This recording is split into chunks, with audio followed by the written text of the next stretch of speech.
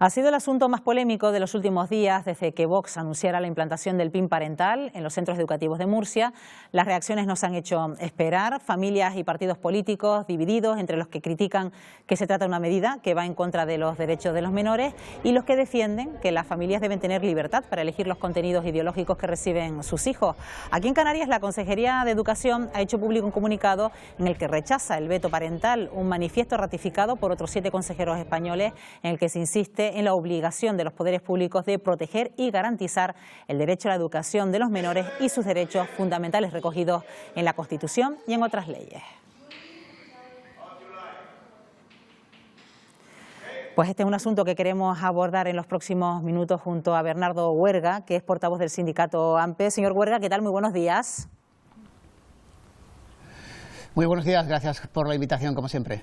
Bueno, y también saludamos a Eusebio Dorta, que es presidente de la FITAPA, de la Federación de Asociaciones de Padres y Madres. Señor Dorta, ¿qué tal? Muy buenos días. Buenos días, Estíbal, y buenos días, Canarias. Bueno, en cualquier caso, vamos a empezar por usted, señor Dorta. ¿Cuál es la postura de la Federación de FITAPA, de Asociación de Padres y Madres, en cuanto a este asunto, al PIN parental?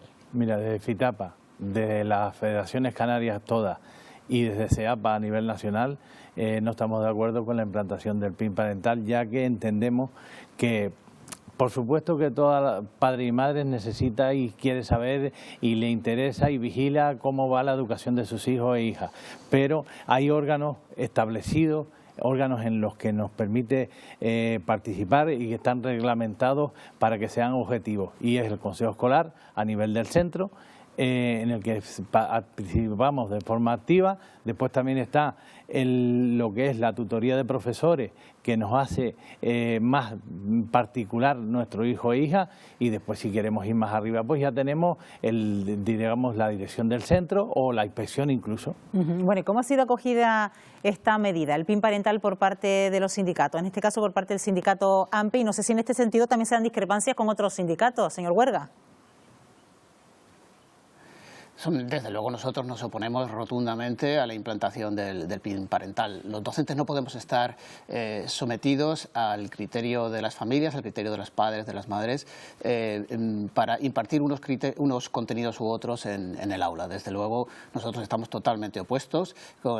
Existen unos procedimientos, unos mecanismos en los centros educativos a través de los cuales las familias pueden presentar sus quejas, sus reclamaciones, sus propuestas en relación a los contenidos que se imparten en el aula, y desde luego el PIN parental vendría a incrementar aún más la burocracia en los centros educativos, y lo que es más grave, la preocupación que ya se está viendo en los centros educativos sobre determinados contenidos y sobre el permiso o no que tendrían que pedir a las familias, ¿no?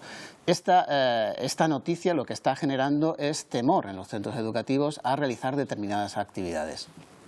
Lo que pasa es que esta polémica, este asunto, ha llevado a la palestra una palabra que se llama adoctrinamiento en las aulas. ¿Qué le parece la utilización de este término, señor Huerga? Porque estamos hablando de palabras mayores, ¿no?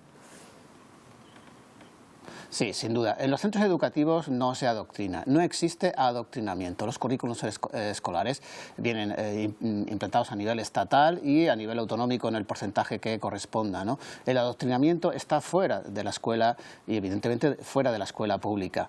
No es, los currículos escolares, repito, están consensuados, están hechos por expertos. Los currículos escolares no están hechos por políticos, sino por profesionales de cada rama educativa.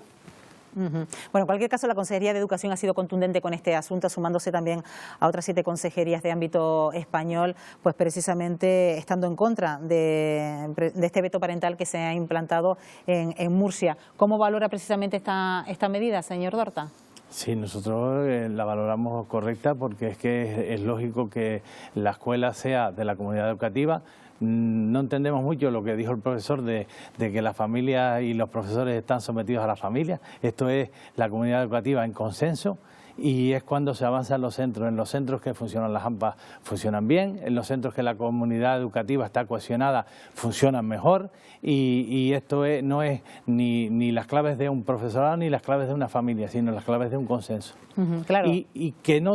Esta medida, pues en un momento dado, pues a lo mejor se permite que no se avance, porque ya se está poniendo un veto, digamos, a las creencias de una generación a una generación futura. O sea, nosotros entendemos que desde la familia, todo tiene que ir por un consenso, por una apuesta en común, por establecer los programas del centro y por que los programas del centro sean consensuados desde primera hora. Ninguna parte de la comunidad educativa tiene que estar sometida a la otra, y eso no lo entendemos.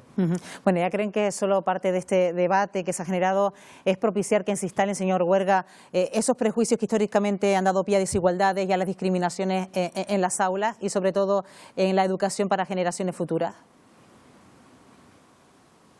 Bueno, sin duda, la verdad es que esto a mí me hace recordar tiempos pasados. Yo recuerdo en los años 90, cuando yo empezaba a dar clase, nosotros impartíamos, por ejemplo, educación afectivo-sexual, ¿vale? Y no hubo nunca ninguna polémica, jamás tuvimos ningún problema con las familias. Es más, nosotros previamente reuníamos a las familias en tutoriales, explicábamos los contenidos que se iban a explicar a lo largo del trimestre y nunca jamás tuvimos una queja. Quizás la clave de todo esto sea también esta, precisamente, el que exista una fluidez, una comunicación mayor entre escuela y familia para que no sea necesario o no se dé esta susceptibilidad de determinados contenidos que se puedan impartir dentro del currículum escolar. Claro, todo esto tiene que ver con esos talleres, esas charlas extraescolares que se suelen dar, que tienen que ver con este tipo de educación, igualdad, educación afectivo-sexual, y en este sentido es una educación que se hace necesaria y donde los padres, como decía usted, señor Dorta, intervienen en consenso a través de órganos como puede ser el Consejo Escolar o en las propias reuniones del AMPA con el propio centro, ¿no? Sí, la verdad es que se ha puesto la mira en, digamos, las actividades complementarias, no exactamente las extraescolares, que son ya de libre disposición de la familia, sino de las actividades extraescolares complementarias, que son las que de obligado cumplimiento. Son actividades que no son regladas en un momento dado, pero que en ninguna de las partes duda de la capacitación del profesorado que las imparte. ¿Es necesario que hoy en día estemos hablando de este tipo de circunstancias en el ámbito escolar? ¿Este debate se tendría que haber generado? Nosotros entendemos que esto es retroceder, porque cuando una parte desconfía de la otra parte es que no hay una cohesión, como acaba de decir el profesor, con la comunidad educativa. Nosotros siempre, desde las familias, tenemos que ver que el profesorado, digamos, ha tenido un determinado filtro, incluso por la inspección o por lo que sea que tiene y que está ahí, y que la educación que se está aplicando, y sobre todo en la escuela pública, es la correcta. Y esto viene quizás a poner también en tela de juicio el papel del profesorado, señor Huerga.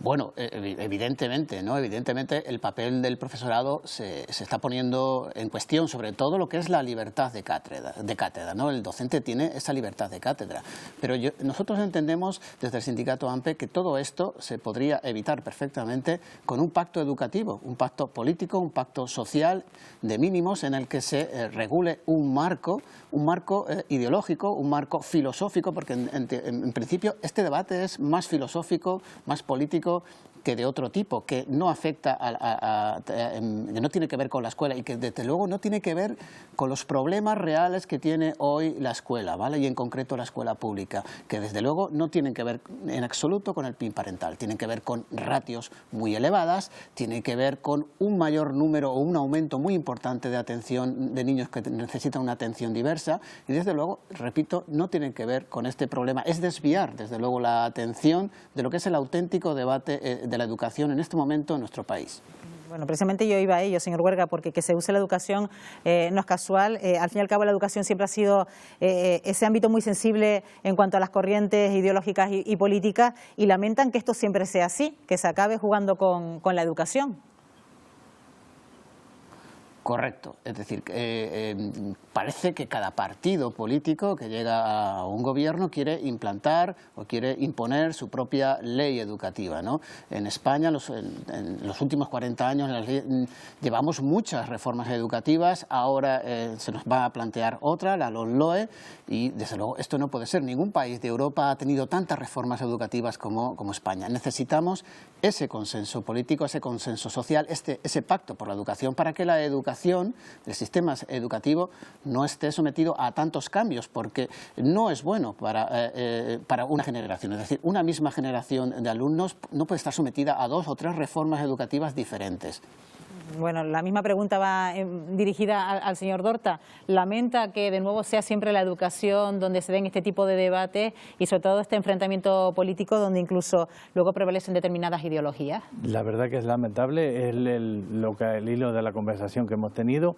Tengo que decir que en Canarias no ha habido ninguna denuncia de este tipo, ni se ha planteado, que incluso paradójicamente, como muchos nos ponen con el tema PISA, porque nos ponen a la cola de la educación, en Canarias hemos sido los pioneros en primero ponernos de acuerdo en unos principios de mínimo y que a través del Consejo Escolar de Canarias se ha sacado un pacto a nivel de Canarias, y esto es lo que decía desde el profesorado de la familia. Estamos de acuerdo en que tiene que haber un pacto educativo de la escuela pública y no, sobre todo, cambiar cada lado una ley orgánica. Pues a ver si llega ese pacto de consenso que toda la comunidad educativa reclama, y hemos conocido esta mañana las posturas, en este caso a través del sindicato AMPE y también de FITAPA. Bernardo Huerga, gracias por habernos acompañado una vez más en Buenos Días Canarias.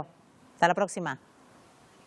Gracias a ustedes, buenos días. Y también agradecemos la presencia una vez más en este programa Eusebio Dorta, presidente de FITAPA. Gracias, Eusebio, hasta la próxima. Gracias, tía. Buenos días.